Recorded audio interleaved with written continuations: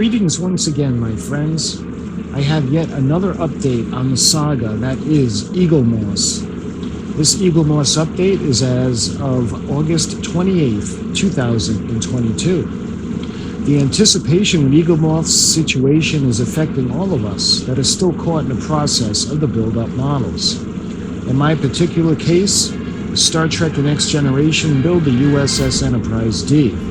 The last shipment I received was shipment number 20, and the last issue I was able to build was stage 78. Perhaps there is light at the end of the tunnel for all of us involved in building subscription models from the now defunct Eaglemoss.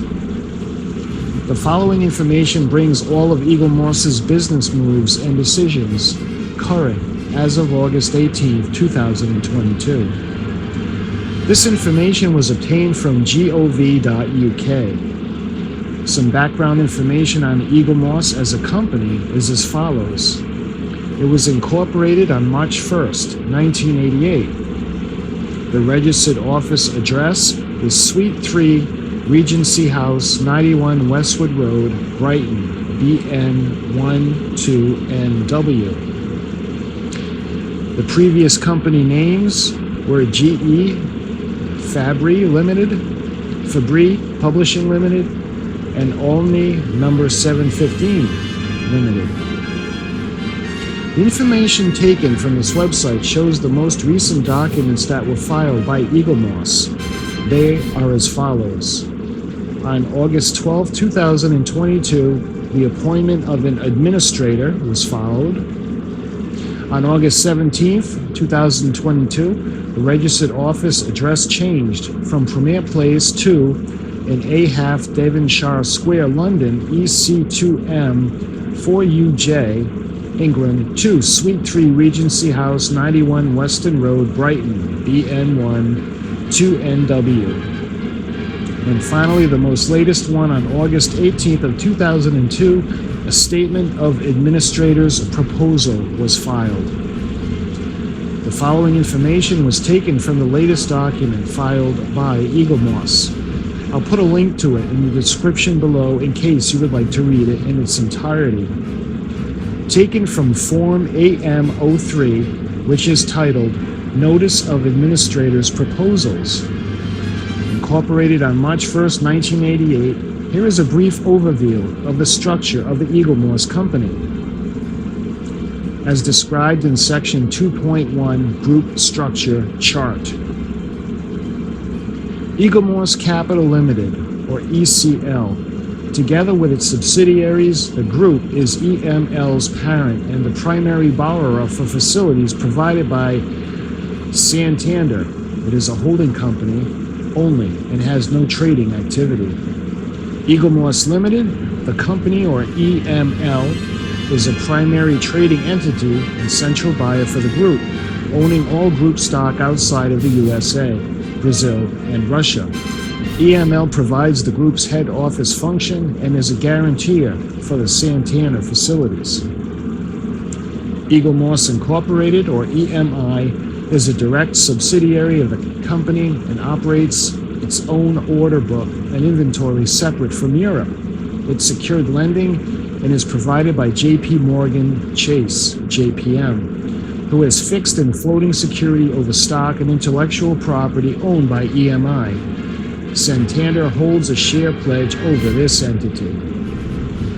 Eaglemoss Polska, SP, ZOO, is a direct subsidiary of the company which engages a warehouse based in Poland to store a large portion of the company's stock. It employs C7 staff to manage the receipt and onward movement of stock.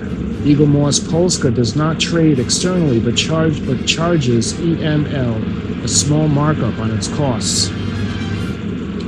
The remaining group entities, Eaglemoss Editions LLC, Russia, Eaglemoss do Brazil, Participacos, LTDA, and Vadis International SA. Eaglemoss France, SAS, maintain their own stock and customers in Russia, Brazil, and Germany, respectively.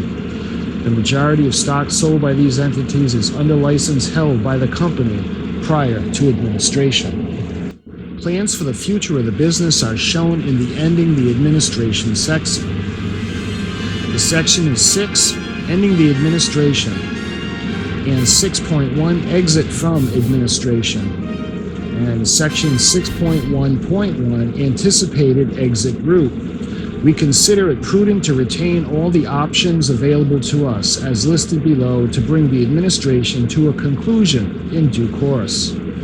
However, at this stage, we anticipate that the most likely exit route will be dissolution, as we currently expect to be able to deal with all outstanding matters within the administration. A total of 5 offers were received for consideration for Eaglemoss. They are as follows. From the Alvarez and Marshall paper or document, Eaglemoss Limited in Administration, the SIP 16 Statement of Sale of Business, dated August 12th of 2022. Section 8 is the comparison of offers received. Offer 1 was from a party identified by the initial process, and that has been withdrawn. A consideration of £400,000. Offer number 2, a party identified by the AMA process, which the total consideration cost of £1.3 million and included the stock and other assets. Offer number 3 was the post-NOI offer, and that has been withdrawn, and that was for £300,000 and included the company IP editorial files, tooling, domain, and customer database, as well as the IT server and stock. Offer number 4 was the post-NOI offer, which is the IP transaction. The total consideration sold for £300,000, and it's split as follows. Company IP, editorial files, domains, and customer database specific to the subscription build-up business, and that is for £280,000. The IT server in situ is £20,000 and includes all company editorial IP, customer database for the subscription build-up business only, the domains and the IT server. Offer number 5 finally is the post-NOI offer, which was the Heathside transaction, and total consideration of £200,000 and is split as follows. Customer database specific to the eShop customers for £30,000, interest in eShop wholesale stock at £170,000, and that includes the eShop wholesale stock owned by the company excluding Russia, and the customer database for eShop customers only.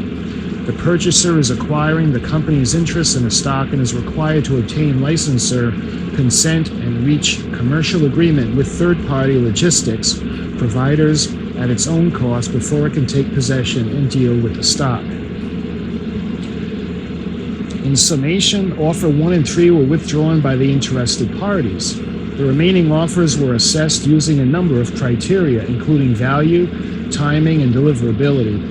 Following this assessment, it was concluded that offer 2 was not deliverable due to the requirements placed on the company, which would also significantly impact the net realizations. It was determined by the directors that the remaining offers, offer number 4 and number 5, were to acquire separate company assets, and therefore that 2 discrete transactions with these parties would result in the best outcome for creditors.